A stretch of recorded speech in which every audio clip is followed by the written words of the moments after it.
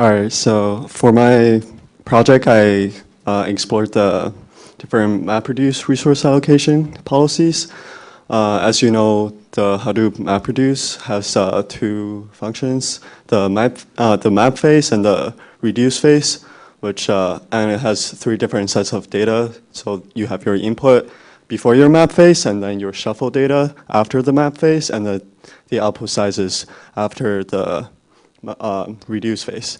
So how Hadoop currently does the maps and reduces by distributing to different Hadoop nodes is by it figures out the number of maps by dividing the input size by number of block size, and the reduces by the input sizes divided by 1 GB.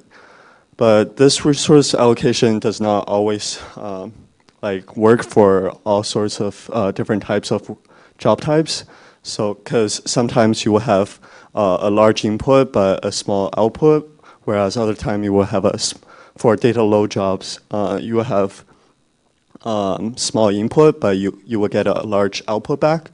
So that will sometimes crowd out some resources that it's in your Hadoop cluster. So I designed an alternative policy by using the hindsight MapReduce policy. That is assuming we know the intermediate shuffle size and the expected output size. We can develop a new hindsight MapReduce policy by calculating number of maps based on the bigger one of the input and shuffle divided by the block size, and the number of reduces by the bigger one of the shuffle and output. Find out the optimal number of nodes to use at each stage of the map and reduce phase.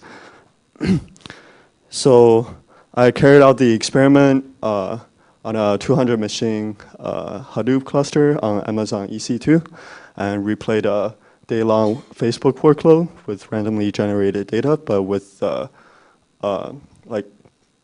trace that is from the actual Facebook workloads in 2009. And the speed up, as you see, is I got 51 hours of improvement from the default total durations to the hindsight durations, and the total task time that is being improved is like something like 510,000.